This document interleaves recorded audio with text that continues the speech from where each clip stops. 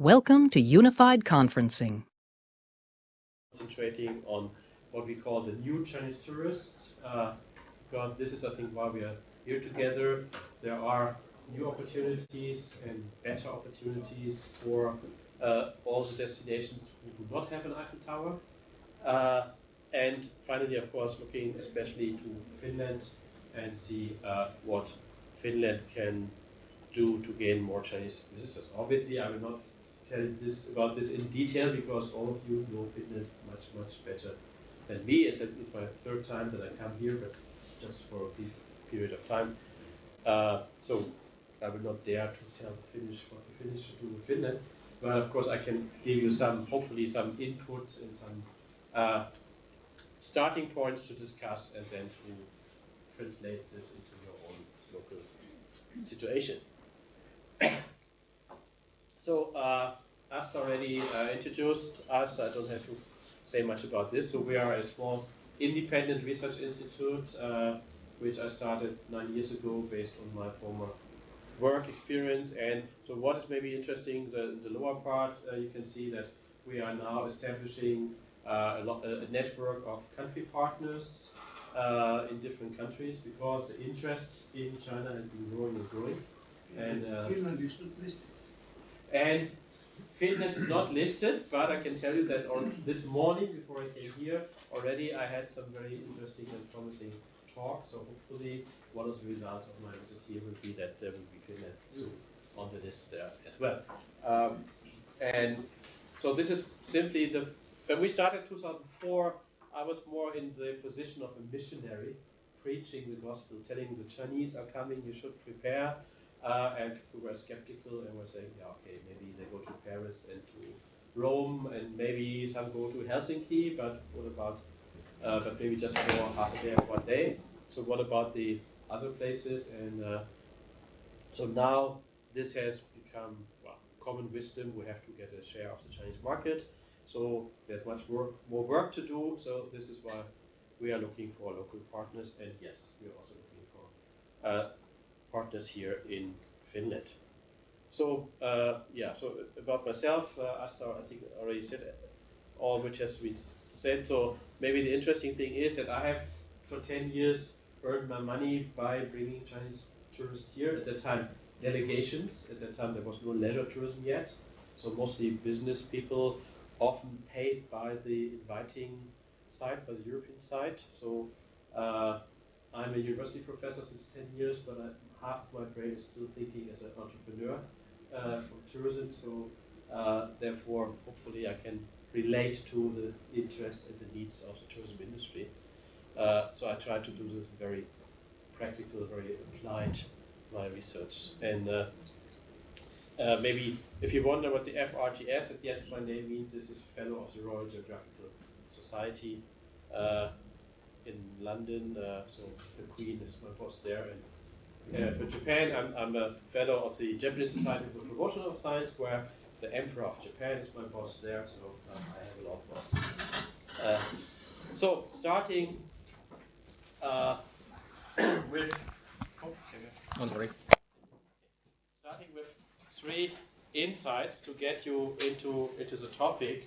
The first one, this is an article about a person I was told very famous, Mr. Jari Villen, the Finnish Minister of Foreign Trade, saying we should have more Chinese tourists coming to Finland, and also saying that the National Tourism Board has opened an office in Beijing, and Finnair has just now started to have a flight from Helsinki to Beijing.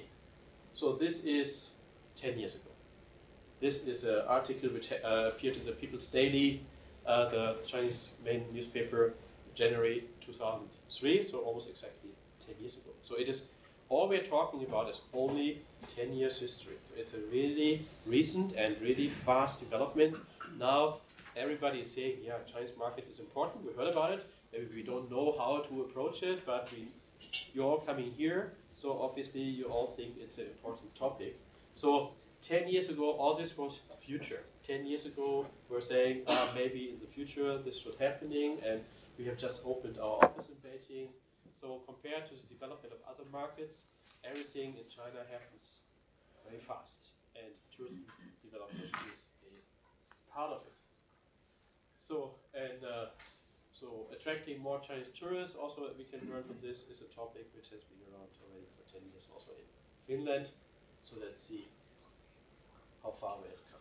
So, it's not only me talking, you have also to do some talking and some thinking. Little quiz. How many Chinese restaurants are there in China? And I want to have the exact number for you. And I tell you, you all know the exact number. You know the answer. How many Chinese restaurants are there in China? None. Not counting Hong Kong, Macau. Taiwan, mainland China. You don't know? Well, maybe we turn the question around. How many European restaurants are there in Europe? It's to say European cuisine. Obviously, the answer is 0. So, one thing to understand, unfortunately, when you learn about China, you have to learn first thing, China is a big place. Chinese people are 20% of mankind, and China is as big as Europe and as diverse as Europe. So if you in China, you have, of course, a lot of restaurants, but these will be Sichuanese, Yunnanese, Cantonese, what have you. As you have here, an Italian restaurant and a Greek restaurant and an Indian restaurant or a Finnish restaurant. Probably will tell you, there's different kind of Finnish restaurants. It depends on this part. Lapland, again, totally different. So when we talk about Chinese tourists, whatever we say is, of course, a generalization. And for somebody coming from the north of China, from Beijing, so they have about the same weather conditions as you have. Not so strong differences between darkness and sunlight, summer, winter, because they're frozen in the south, but they have also long, cold winters. If you talk about Chinese tourists coming from the south, from Guangzhou, close to Hong Kong, this is subtropical. So the difference for somebody coming from Beijing to Finland will not be so big, but for somebody coming from the south, this will be a totally different climate. Very simple geographical fact, already shaping the experience of how different is this place from what is their normal experience, just as one example. So, another article, almost to the day, exactly 10 years after the one we just saw, from the Travel Daily Asia, the head of the China National Tourism Administration, Xiao Xiwei, which is something like the Ministry of Tourism in China, recently visited the United Nations World Tourism Organization, based in Madrid, as you know, Mr. Talat Rifai, and they were saying, we will continue to promote the traveling of Chinese people abroad. We are all happy to hear that. And because this will be eventually also have a positive result for China, that the Chinese people go out and spend money in other countries. And he also said, 2012, that was the first time this number was mentioned, 80 million Chinese traveled abroad. So, or 80 million people, we say, okay, there are 1.3 billion people, so that would be 6% of the Chinese people. Oh, okay. But again, careful. So it's nice to hear that Xiao Xiwei says we continue to promote the traveling of Chinese people abroad. In fact, this press release is the first time ever CNTA has been saying we are promoting outbound tourism. Before, they did the opposite. They tried to slow the development and try to control it as much as they could without much success. So this is a nice place of all the backward writing of history. So, and the other thing, more important, is so this information: 80 million Chinese people travel abroad. No, actually, it is. This is what Asta said. The latest number just given out a few days ago. It's officially now for last year. It was 83.2 million people. Huge number, but it is 83.2 million border crossings. That does not mean that these are all different people. So a number of them will have crossed the border 20 times or 50 times in business. So you cannot say, 6% of the Chinese people have been traveling the world. Probably it will be rather 2 or 3%. So, but this is something when you talk to journalists, they like to simplify things and sometimes oversimplify things. So be careful, whatever you read about numbers and the Chinese market, there are a lot of informations around which you have to take with a pinch of salt. Like this idea, 80 million travels means 80 million travelers. There is a difference. Oops. Yes, so these are the numbers, and as you can see, this is border crossings. So the graph here is different from the graph as it's printed in your materials. Came this morning by express from my office. So we see 2012, 83.2 million official number, whereas we go back to 2000, the year 2000 it was 10 million. And even 2009 it was still below 50 million. So the growth rates are enormous, and our estimate now for 2013, if nothing spectacular happening, if we don't have a new SARS scare or something. So I saw yesterday in the BBC news that there's a new virus around which is like SARS, and there was a second case in UK now registered. So if we are unlucky, who knows? But if hopefully we are lucky and there's nothing like that happening, no virus around, then we should reach close to 100 million travelers already in this year 2013. So this is a impressive development. Again, this is the official Chinese statistic counting how many people crossing the border, or how many times somebody crosses the border from mainland China to outside of mainland China. So that includes also border crossings to Hong Kong, Macau, Taiwan, which from the Chinese point of view technically are not really a foreign country. So very brief looking into the history on one slide. So traveling has always been very important for Chinese people as a part of the education process. We had to be well traveled if we wanted to be an educated person in China, but this was inside China. And it's a big place, you can do a lot of traveling. So there's the famous traveler Xu Xiake. You see there's a stamp on the left hand side of the slide, and you see this is Mr. Xu traveling in the 16th century in China.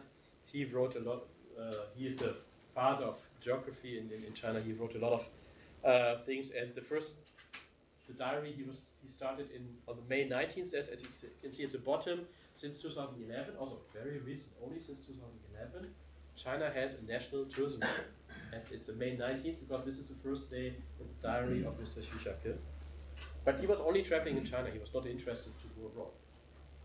He didn't have to bring a religion to other people. He was not looking for gold or for markets to trade, nothing like that. Not like Ibn Battuta, the famous Arab traveler who was looking for Muslim brothers all over the world, or Marco Polo, we all know, looking for trading to become rich.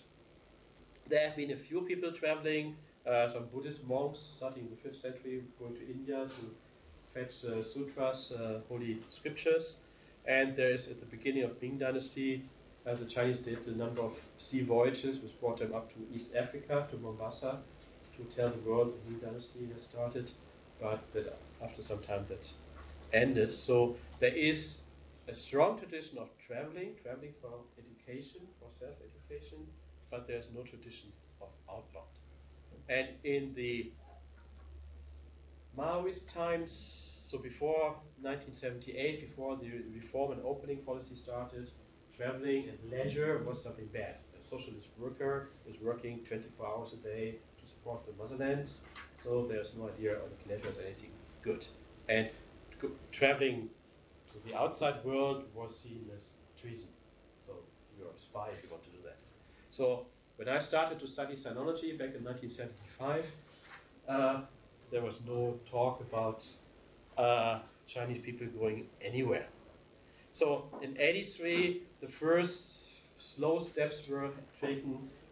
People in the south of China could visit their relatives in Hong Kong, as Hong Kong people paid for everything.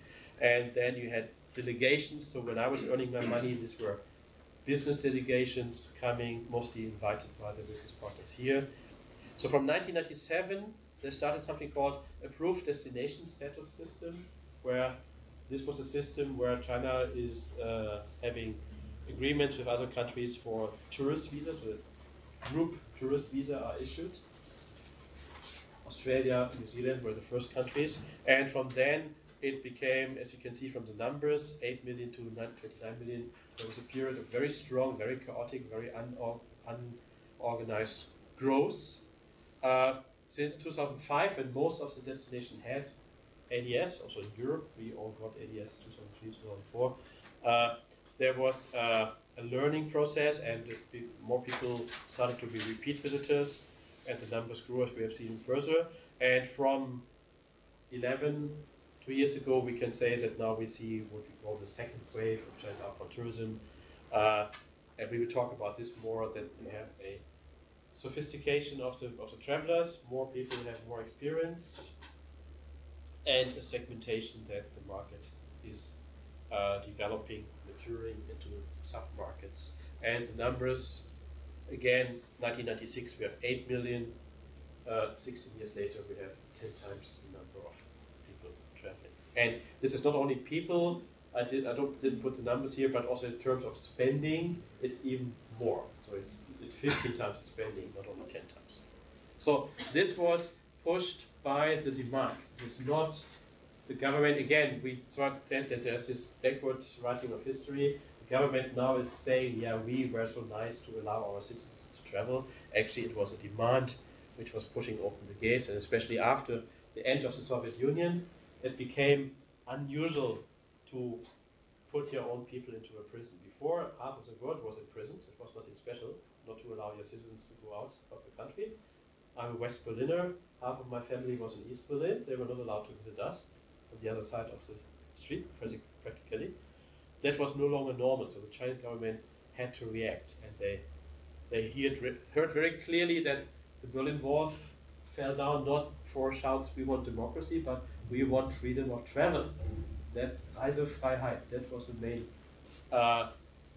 demand by the East Germans. So they installed this ADS system, and also with China becoming stronger and stronger since 2004, also you can find that this soft power approach is taking more and more center stage. That the Chinese government said, okay, we show the world how strong and rich China has become by sending our people to all countries. And so 2004 was the Olympic Games in Athens. That was the first time there were a big number of Chinese spectators going to Olympic Games. And it was very clear. So I remember you could see them on television waving big Chinese flags and always shouting, China, China, China. And I was asking my Chinese friends, why are they shouting China, China? So if the German spectators go there, they don't shout Germany, Germany, they shout Deutschland, Deutschland.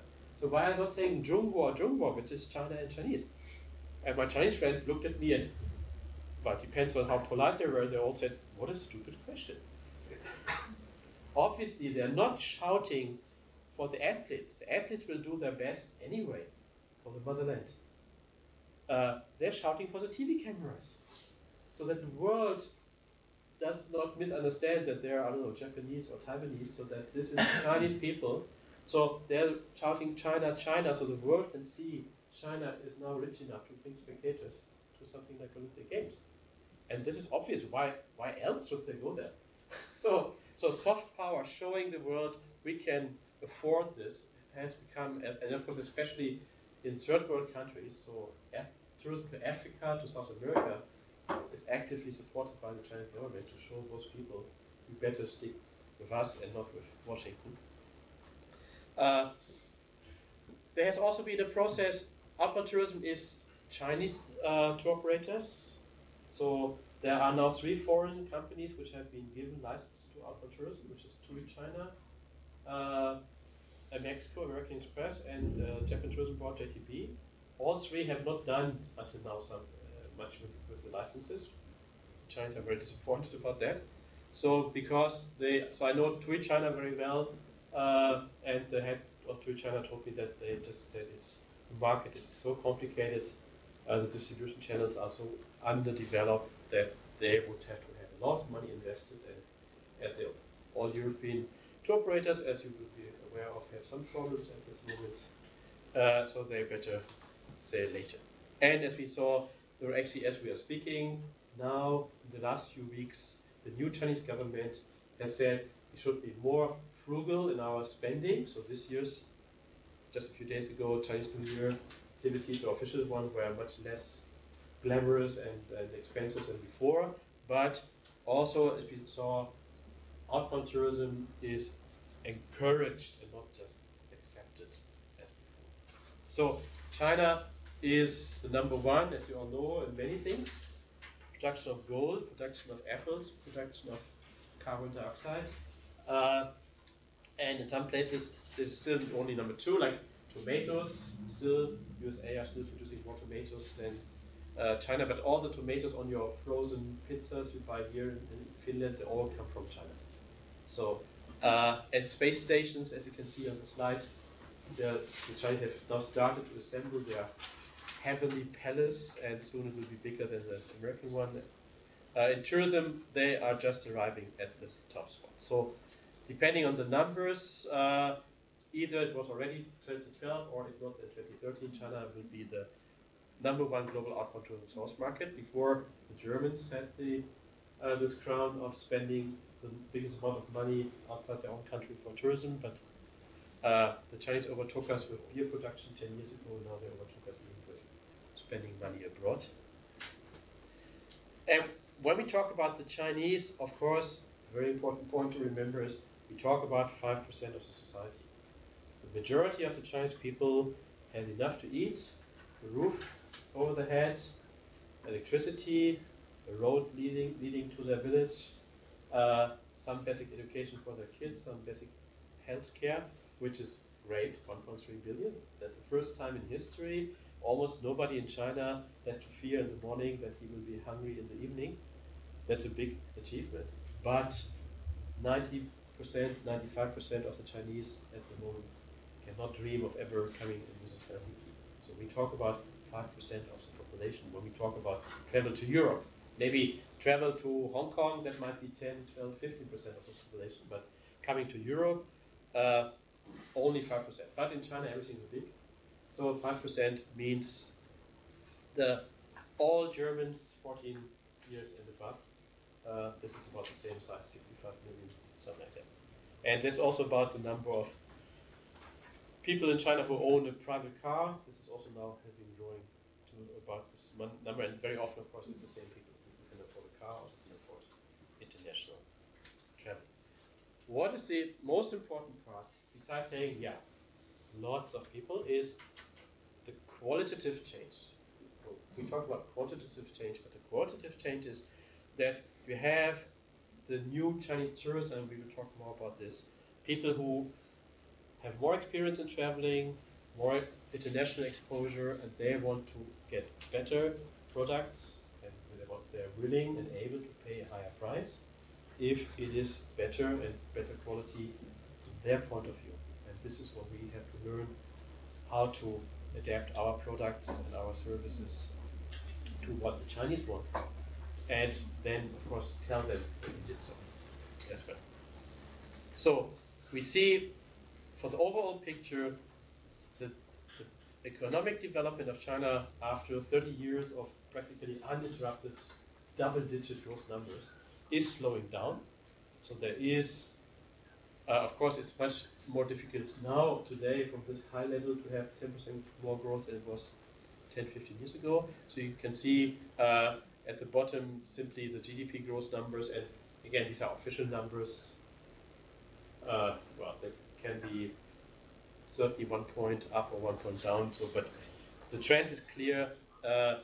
We will probably never see again double-digit growth numbers in the Chinese overall economy, because it is so much bigger than it was before.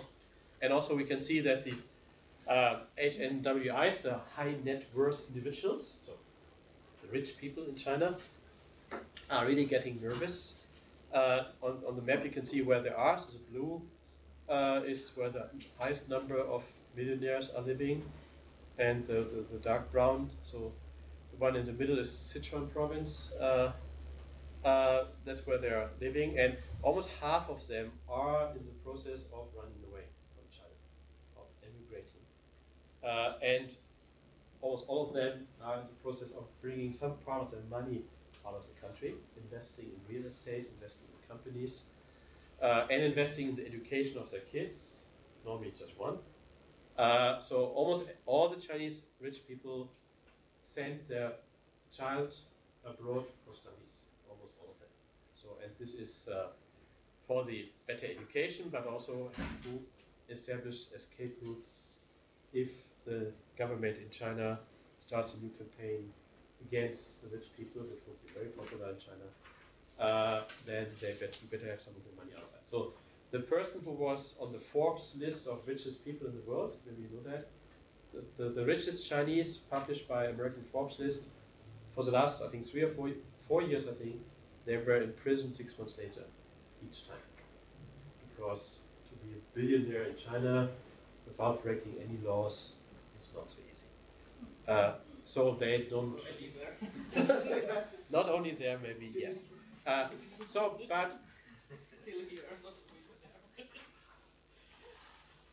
But what we can see is, if you remember the growth numbers we had for the outbound tourism, so this is continuing to grow and will continue to grow. So we have 20% growth in the last few years. And the Chinese people, of course, are by far the biggest market for Hong Kong, Macau, Taiwan, but they are also for places like Australia. The Chinese are now the #1 source market, more important than New Zealand, more important than USA, more important than UK. The Maldives have been taken over by the Chinese. Sri Lanka has been taken over by the Chinese.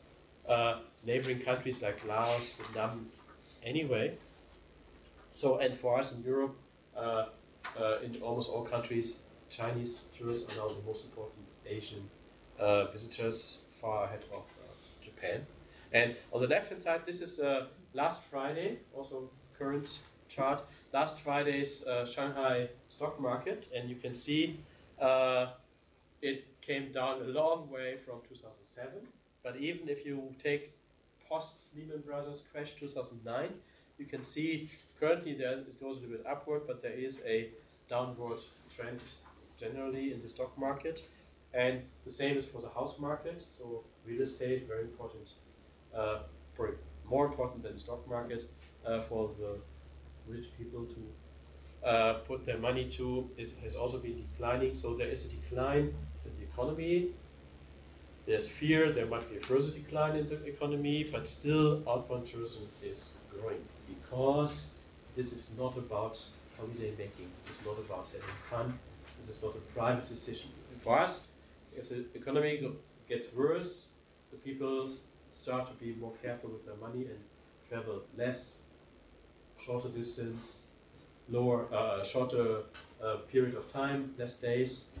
Because for us, traveling is mostly our private decision. It doesn't change our position in society much. For Chinese, as we will see, this is different. So the new Chinese tourists, what are the opportunities? What are the challenges? And of course, I put a photo from Finland there on the left-hand side and one from somewhere in Southeast Asia on the right-hand side, showing the people we're talking about.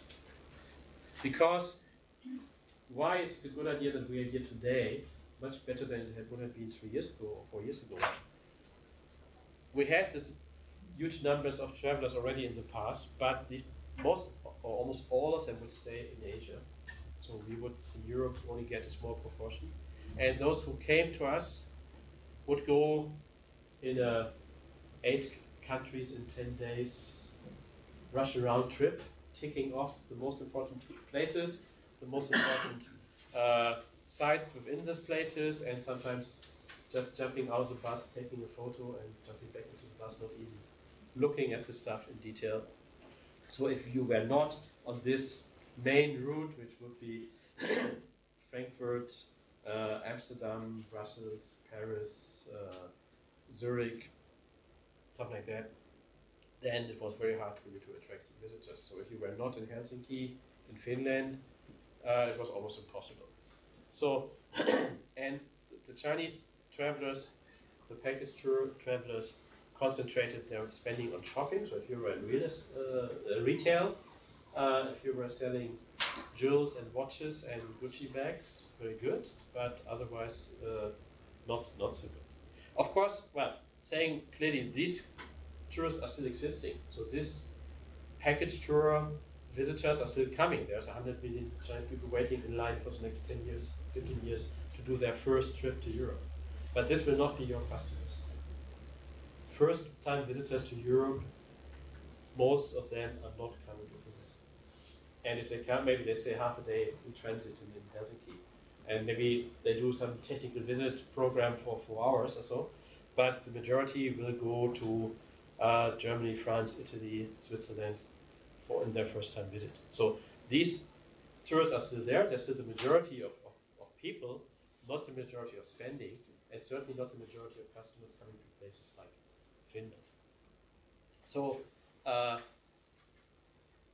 with what we call the second wave of China outbound tourism, this is changing now. You have now a growing segment of the market who are repeat visitors, simply over time, normal development, and who are looking for different things than just ticking off sites and buying the famous brands. So many of these travelers are self-organized or semi-self-organized.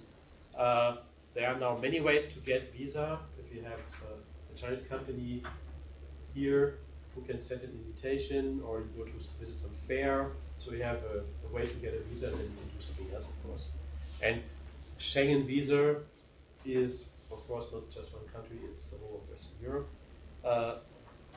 So they can travel self-organized, they have the confidence, most of them speak English, most of them have been here before, so they say, well, I know how to book a air ticket online and a hotel online and rent a car. I have an international driving license, so what do I need a tour operator for? And the Chinese tour operators will anyway not be able to give me any special program, because most of the people working in the tourism industry in China have never been outside of China. You don't earn enough money if you work in a travel agency to afford traveling outside of China. So they can only sell the Trocken Pass, they can only sell the famous sites because they don't know about anything else. So therefore the customers, when they look for more special services, more special offers, they don't go to travel agencies. So we did a research for a German company just a few weeks ago, and we had 6% answering, I use travel agencies for my international trips. 6%. 94% said, no, never. They don't know, they don't understand what I want. Why should I talk to these blind people? I know much more about the destinations than they do. So I have other ways. So we have people, they organize themselves, or they have half organizations, or the tour operator helps them with the visa and the air ticket and maybe the first hotel night and the last hotel night, but then they go away. These people are normally below 45 years old. They are environmentally orientated. So they are quite well educated. And they want to go to special places, and they want to do special things and do things, not just buy things, but do things. And they will stay for a little bit more than just for taking a snapshot. Still, they don't have much time. They're all working for their money. So you couldn't be rich in China until 25 years ago. So almost nobody in China has inherited money. So you don't have any person the parents or the grandparents did the work, and they can just travel around spending. So almost all these people are actually earning their money, and they have to work 15 hours a day, 51 weeks a year. So money is not a problem, but time is. Yes, exactly. So they are money rich and time poor, and therefore they stay for more than a snapshot, but still they will not stay for a very long time in one place. So, and we have some of them are the part of the first generation, and this is really new development, where they have been traveling ever since. So because their parents took them already, let's say, to Europe when they were kids. So as we have seen, outbound tourism in China started in reality something like 10, 12 years ago. So somebody who was 10 years at that time is now 22. So that are people who have the experience, okay, I was already, as a kid, I was traveling internationally. So experience which for us is probably for everybody in this room, when I ask you, when was the first time you were traveling, I don't know, more than 50 kilometers away from the place you were born? The answer will be you don't know. You were maybe 6 months old or 1 year old. And when was the first time you were traveling across the border, leaving Finland? How old were you then? Kids, probably.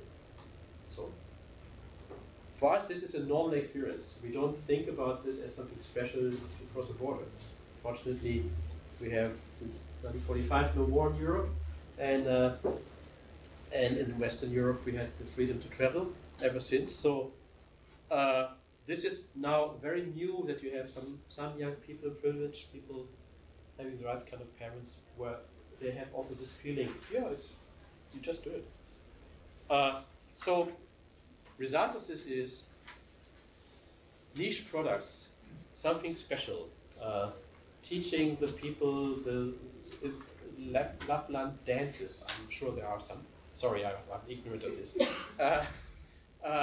So saying, hey, you can have one afternoon a lesson how to dance some dance or how to be a reindeer sledge driver, and then you get a nice certificate, you get a nice video showing you doing it. So this is something, yeah, people want to do, are interested in doing. So this, of course, is a niche market. It will be only 0.00001% of the Chinese ever doing this, but this still translates into 10,000 customers, which is not bad. So niche products, if you position them right in the market, if you do them in the way the Chinese want them to consume, you tell them about it, you can get customers for almost everything. You can get customers for selling nothing. Nothing for Finland. That's one of your major products you have is nothing. Emptiness. A place where within 50 kilometers there's no factory which could pollute the air. 1,000 cars maximum. 100,000 people maximum. Nothing. Just nature. So this is, wow, for a Chinese person, this is, wow. So we did a research for Chinese tourists to Germany, and there was one couple who had been traveling all over the world, and they said what impressed them when they visited Germany. They said they were in Heidelberg in a hotel, and in the morning the sun was shining through the window, and the birds were singing outside. And not birds in the cage, but just birds. And this was the most impressive thing of all they did. So, which is for us, I think for you in Helsinki, is still something normal. That if the sky is blue, then the sun actually is coming through. So you can still, in Beijing, there you have a would-be sunshine day, but you don't see the sun because there's so much pollution. And birds singing in the Chinese city, there are no birds. So, so this is something we take for granted, for normal. But this is and of course, not all the Chinese people are happy about that. There will also people who rather want to do shopping and disco and action. But you have this kind of niche people looking for this nature experience, and this needs to be big enough to be big business for Finland. And of course, that is especially for the places outside of Helsinki. I don't forget you, don't worry. So, where are these new Chinese tourists coming from? Well, one thing is simply time. It's 15 years since 1997 when the ADS development started. So more and more Chinese people have been traveling. More and more Chinese people know people who have been traveling. We have more than 1.5 million Chinese people who have been students abroad. And most of them went back, and so they have been here for years. We have Chinese students coming to Finland. And as I read in the newspaper this morning, somebody came up with a very good idea to earn a few million euros by giving tuition fees to non-European students coming to Finnish universities. It's a really stupid idea, I'm sorry to say that. I'm a guest here, but I had some Chinese students who were studying in Finland, coming as interns to my institute, and they were telling me so many stories about Finland, and they all go back to China and to tell all the other people about Finland. This is marketing, wow. To give them some years education in a Finnish university is very cheap for what they will do as your ambassador back home. Okay, so Chinese students who come back to Europe when they have been a student here, or even have been studying America, they speak English, they know their way around. And simply more Chinese people are rich. I put the numbers on the slide. You have about 3 million households which have $1 million, and you have about 1 million households, €1 million, 60,000 households, 12 million euro, about 4,000 households, renminbi billionaires, 120 million euro. So this is a sizable group of people. And I put also there the average age of a Chinese millionaire is 39 years. The average age of a German millionaire is 55. So I am 55, I'm not a millionaire, something went wrong. So as I said, these people have been earning the money, and normally this is their own money they earned. So some of them earned the money because their father was a high-ranking guy in the party, and they got a job where they have a stamp, and they can ask some people for some presents to give them the right stamp for the right permission. But most of the people are really, the typical career is you go to America, you study, you come back with a good business idea, you copy some idea you found in America and do it in China 10 times as big, and within 2 years you have 5 million in your bank account. So there are a lot of rich people. And the last point is also very important. China has more than 500 million internet users. So the amount of information available about the world, what is there to see, what can we do, is of course growing. And travel content is not censored in any way, so you can get all these websites. And so you have, for this generation, this kind of people, it is something normal and also something necessary to travel, because it's part of your prestige thing. So therefore, we don't have to learn about the Chinese people because they speak English and they know European culture, so we don't have to care for them. No, they will not become like us. And so this is what many people in the travel industry are saying. Okay, the Chinese people become normal because we are of course normal and they are not. No, that is not the way. So you see, as we said, a lot of this is now developing into self-organized or semi-self-organized traveling, but they will not be individual travelers. They will not be travel to where they think I would like to go the best, but they will go where their friends think you should go.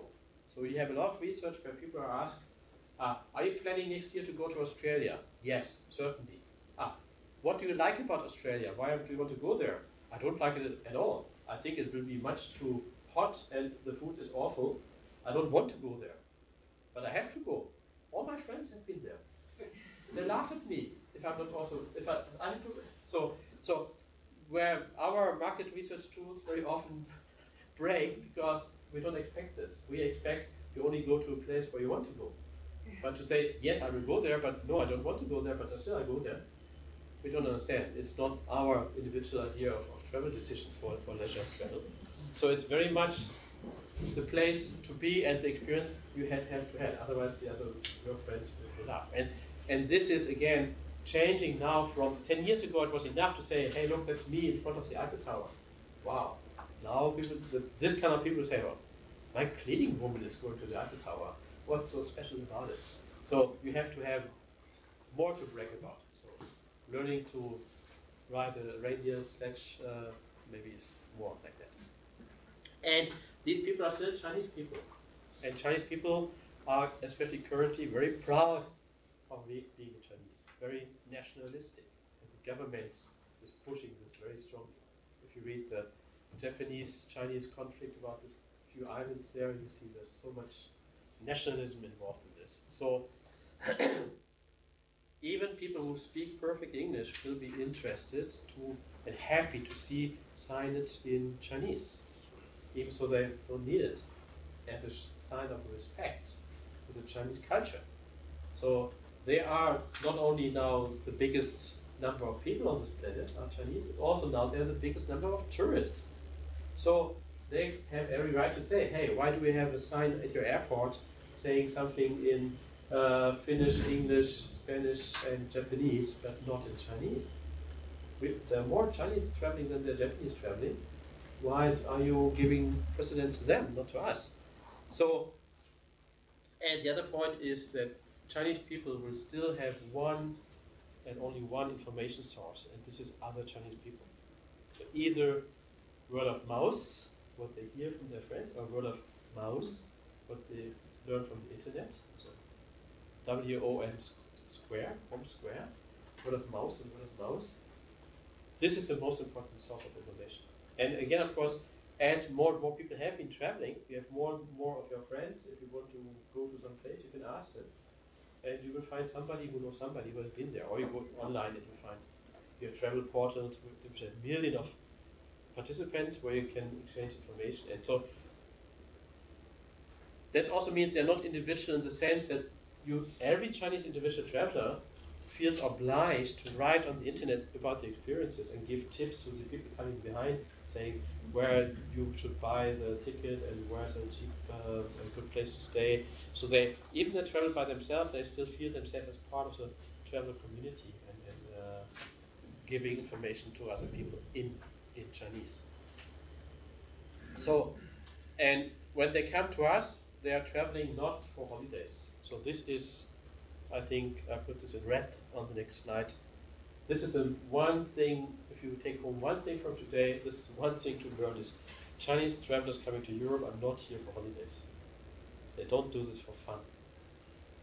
So if they want to have holidays, if they want to have recreation, they either stay in China, and you can have Siberia in the north, you can go skiing on high mountains. You have Hainan Island, which is like Hawaii in the south. So you have everything you want to do on leisure activities inside China. Or you go to neighboring countries, you go to Vietnam or to Malaysia or to Thailand, where you still get decent Chinese food. People speak Chinese, they treat you the way you want to be treated. There are big Chinese communities everywhere. So if they come here, in one word, it is investment. And that is investment in your prestige, so that the others don't laugh about you when you have not been there where they have been. Also prestige, investment in your self-esteem. So a lot of people have been also saying in research, I do this to show myself, hey, I made it. Look, I can stay in a 5-star hotel. I can spend this money. So to show also themselves, hey, I'm not dreaming. Because all this is very fast and all this is first generation. A lot of these people 10 years earlier didn't dream of that they would ever stay in a 5-star hotel. So this is, I read once that Bo Diddley, maybe you know, a jazz musician, he grew up in very poor circumstances and he insisted wherever he went in his hotel room, there should be next to his bed should be a fridge full of fruit, chicken wings and beer and stuff. So when he was waking up, he could open the fridge to see, oh, I'm not dreaming, I'm really rich. So, because he has the experience waking up and thinking, oh, it's all a dream, I'm still living in a slum. So something like this, in a way, is this idea to do this also to show yourself, not only the group, also yourself. Yeah, I can do it. So acquiring social capital, showing the Chinese society, I'm one of the in-group, I'm important, I'm strong, I have a house or a big apartment, a car, son in university, and international travel experience. That all belongs together. So, learning something about the world, see with your own eyes, business opportunities, of course, well, we are all customers of the Chinese, so it's always a good idea to go and see what your customers are up to. And recently, not coming to rent the hotel room for a night, but coming to buy the hotel. So investment is now a big game. Again, as we said before, to bring your money away from the taxman in China, so have it somewhere safely invested, and real estate is the best. And from the government point of view, soft power. So what does it mean for us? If we say the Chinese won't invest in themselves, in their status, in their experience, in their knowledge, then we have to organize our service offer bringing a good return on investment. And some points I put on this slide. So yes, they have money, but they don't have much time. So you must guarantee that they get value for their money and value for their time. That they are not disappointed. That things are really wonderful, and they want guarantee for that. So when we will talk about quality labels and that kind of stuff, which can help to that. So, of course, if you say I do things also, I can show other afterwards. People look, this is my certificate. I don't want to spend 3 days when 1 day is enough. So if you have activities, make them as short as possible, as short as you can think it's still okay to give them a certificate for anything. So do this brief. And of course, if it's about bragging, help them with bragging. So make sure you tell this is famous, this is the oldest, some important person has been here. So show a photo when I don't know, Barack Obama has been eating in a restaurant or some other film star or whatever. This is more important than saying this building is 255 years old. Or something which is unusual, which is hard to get. Of course, if you can organize anything which is, you can tell, but normal people don't get that. So, but for you, we open after hours, so the museum is closed on Mondays, but for you, if you pay enough money, we open it on Monday, and the curator will show you a person around, or the artist, in the modern art exhibition, the artist himself will show you around, and you pay a little bit more for that. So this will be something which is interesting. And if you can connect fun with business opportunities, and business opportunities include also maybe for parents looking for a place where their kids should study in Europe, so information about universities, that's good. And of course, giving face to China. So if we have any connection to Chinese people who have been here, Chinese history, use it. Finland is in a very good position. Finland was one of the first countries which accepted the People's Republic of China as the official government of China already in the 1950s.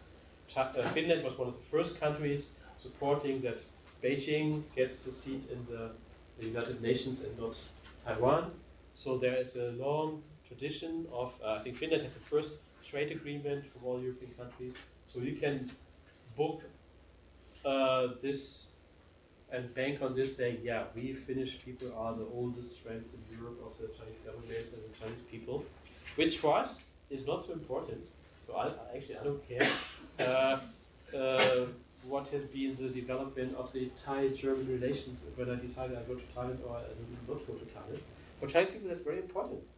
So if you can, and it's a positive argument, but you can use it. And if you find that there was some trade delegation visiting your place in 1962 and you have find some old newspaper photo of it, use it. That could be very impressive. Wow, already so long ago some Chinese people have been welcomed here. And of course it should be without risk. And without risk means not only physical, that you don't harm, but also that there is nobody saying something bad about China or somebody rising up the Taiwanese flag or something that would feel insulted, so that you again tell them that you have been prepared. So I have to watch the time a bit. So what will happen is the Chinese economy will have some problems in the future. That I think everybody agrees. But the travel will not stop because the travel is not for your private entertainment.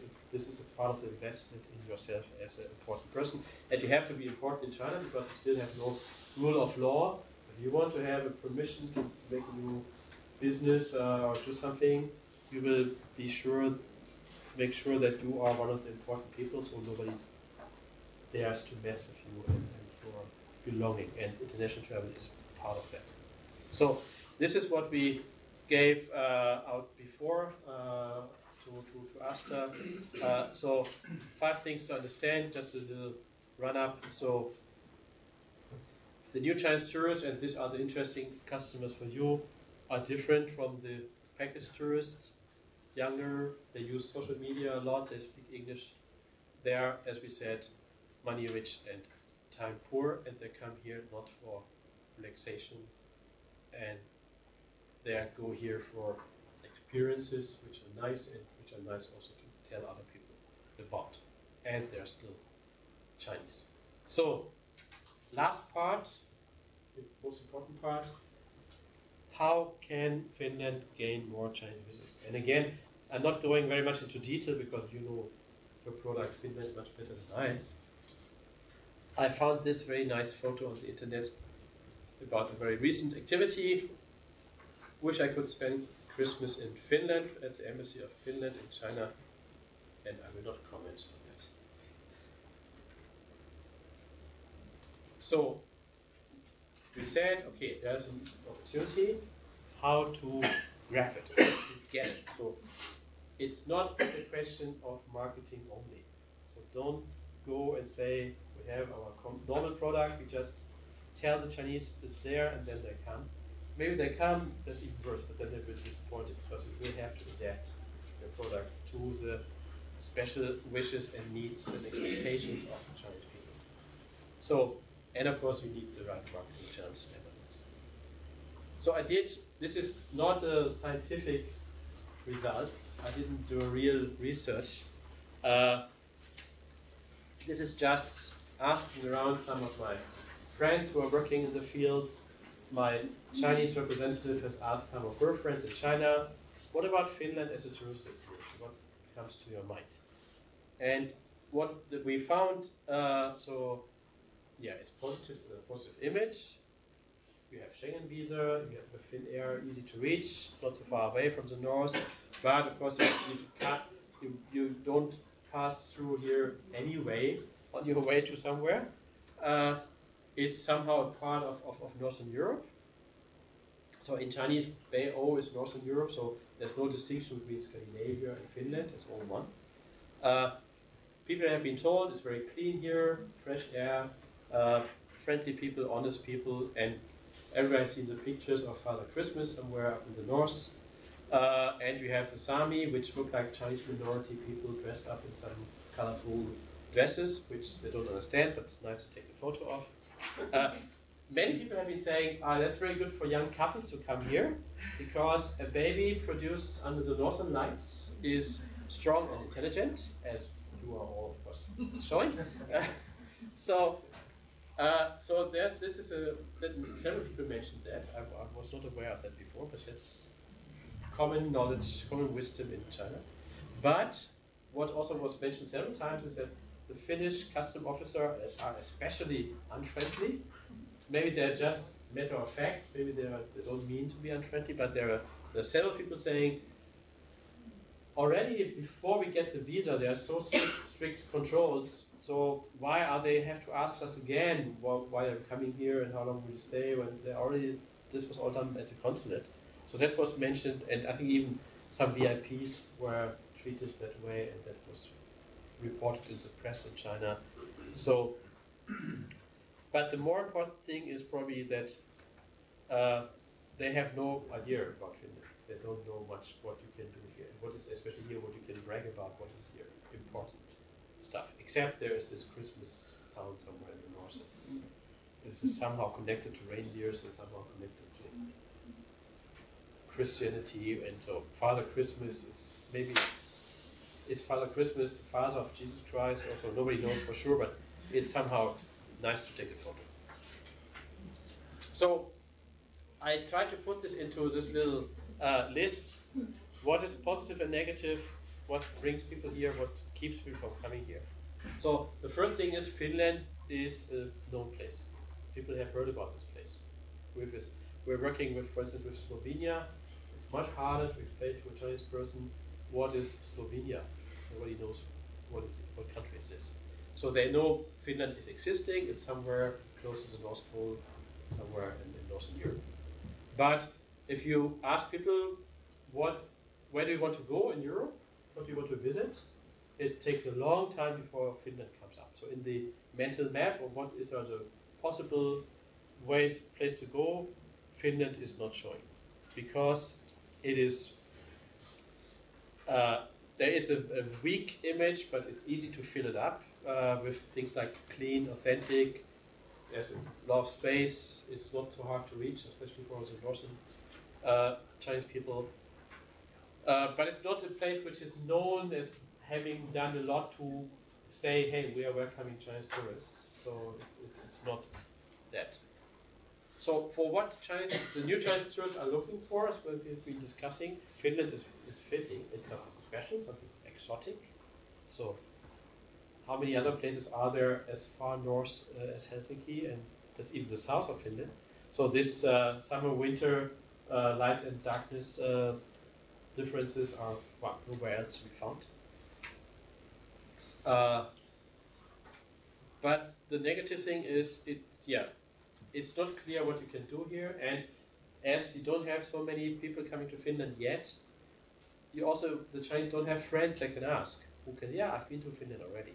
So this is a thing you have to start the ball rolling. Once it's starting, then it's getting easier and easier, because then you will have a friend who tells them, I've been to Finland last year, it was nice. So we have a big advantage. Very many Finnish people speak very good English. So we do this here, and without any question, we speak in English to each other. I will go from here, day after tomorrow, I will be in Milano, in Italy. It's much harder to do something like this with Italian people in English. They insist on Italian translation. But again, this is something in China nobody knows. So maybe if they heard something about Finnish, they heard, it's a complicated language. It doesn't help if you know French or Italian or English, so there's no relation. But that means that, on the street, most people will be able to understand you. And the TV program, the movies are all shown in English with subtitles and not dubbed. This is something, again, which might for you be so normal that you never mention it, because you think, obviously that's the way it is. It's not. In Germany, all TV in Germany is in German. Every movie is dubbed into, so it is, if you don't understand German, you can't see a movie in the German television. But in Finland, you can. If you understand English, you can watch television. So, tell them.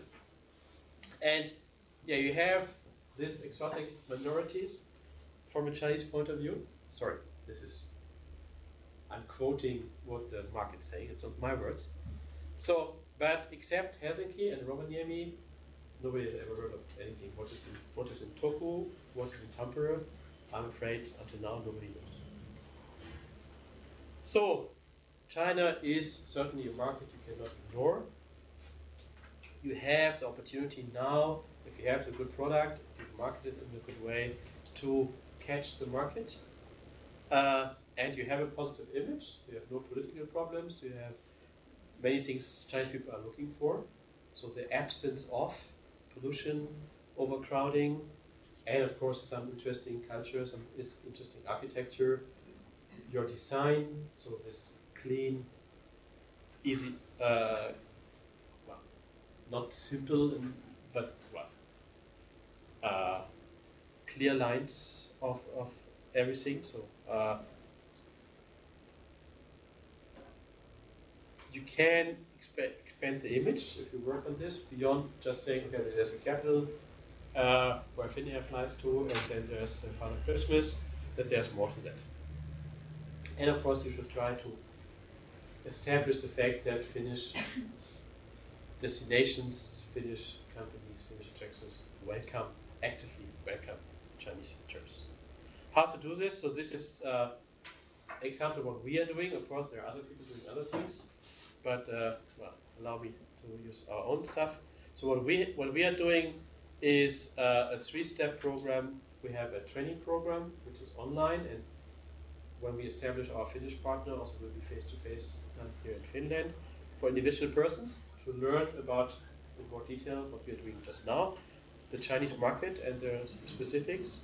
We have a quality label for a company level. So if a company is going through some total quality management system of self-assessment and an action plan, we give a quality label, and a city can, if there are companies within the city doing this, also a city can apply for a Chinese tourists were coming city label, and we have a network of cities, and we are exchanging information about this. And we have a Chinese website just recently launched, welcoming Chinese tourists.cn, where the companies who have done the quality label and the cities who have the city label are mentioned, and so this is introduced to the Chinese market. And of course, we are engaged in a number of countries in market research, in product adaptation, support, and I put here also one point not to forget. There are a lot of Chinese customer groups which are beyond this normal image of a holiday maker coming here, or is that they're not holiday makers. But the most simple way to get Chinese people coming to Finland is sell Finland to the Chinese who are already here. We have more than 100,000 Chinese students in the European Union. We have a lot of Chinese people here working in Chinese companies. We have 6,000. You have 6,000 inside Finland. So this is the easiest way, and they are all interested to travel in Europe. So if you adapt your product and tell people this is, we do something which is especially interesting for Chinese people, this is the easiest way to get somebody who's in Hamburg to come here. You don't have to bring him from Shanghai. Or, as we said, Chinese investors. So combining the opportunity to have a good time here and to learn something with the opportunity to look what kind of investment could be done here. And as we said, these 6,000 students have parents who have been deciding, mostly the parents decide, where should my kid go to? And again, I think Finland has an image of being a safe place. I don't think, compared like to United States, it's not very likely that somebody is killing the Chinese kid because he doesn't like Asian people or something like that. So, or because he's thinking, it's a burglar coming and having a gun in the United States. This kind of problems we don't have here. And we have, for instance, something with Father Christmas, the 6+1 groups. Do you know what a 6+1 Chinese travel group might be? 6 adults, 1 child. So we have one child policy in China since 30 years. So very often we have a group where you have 2 parents and their child, 10 years, 12 years old, and the couple invites their parents who have been helping them through university, and now the middle generation is earning a lot of money. So to say thank you to their parents, they will go, so 4 grandparents, 2 parents, 1 child. They will travel together. The parents are paying for their parents, for grandparents, and for the child. And what they do is totally concentrated on the child. They will only do theme parks, zoos, things for the child, to learn something for the child, to have fun for the child, and Rovaniemi, of course, is the #1 destination for that. So you will have 6 adults paying for their hotel room to please 1 child. So there are a number of specific groups, and depending on what is your offer, this is something you can do, and if we can help you with that, we will be happy. Last example, this is not done by us, by some of our partners. Dragon Trail, there's something called Trip Show, which is a very nice tool, just as an example. So the Chinese, when they travel, they put their photos on Sina Weibo, which is the Twitter equivalent in China. And they have a software which is collecting these photos and putting them onto a website you can then manage yourself. So you create a community of people who have been already to your place, have them to connect each other, and compare the photos. And of course, you can put photos actively inside yourself. So this is not very expensive, but very useful. And of course, you can then give badges for those people who put the most photos up, or people who invited most of their friends to look at this thing. They get a badge, which is always something nice. In China, people like to do that. And you can see some of the customers they have already, the Canadians, Universal Studios in Hollywood, for instance, or the Kempinski hotels. So this is just one example. There are a lot of these tools out there which are not very expensive, but of course you have to understand how the Chinese social media are working. They're different from ours. So, 5 minutes behind time. If there are a chance to earn real money, if this is not just a fata morgana for a place like Finland and even beyond Helsinki and Rovaniemi, yes, there is. Do we need to focus on this more than before? So do you need to work to make it happen? Yes. And when should you start? Well, obviously now. Thank you very much.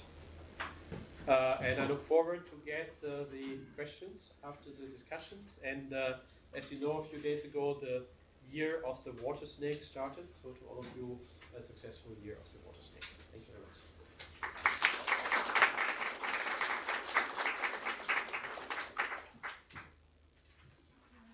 Thank you very much. We don't yet have a Tampere picture there, but I guess you will be at least hearing us. So there will be this half an hour work. So even though we are a bit delayed, so we'll obviously use this half an hour because that's our main objective, to have people network and talk about the opportunities. So here in Helsinki we are in two rooms. So Vesa will start. Joo, kiitos kaikille. Hei, siellä on lapuissa on ykkösiä ja kakkosia sen nimen perässä. Oli ajateltu sillä, että tästä Niina ottaa kakkosymmän ja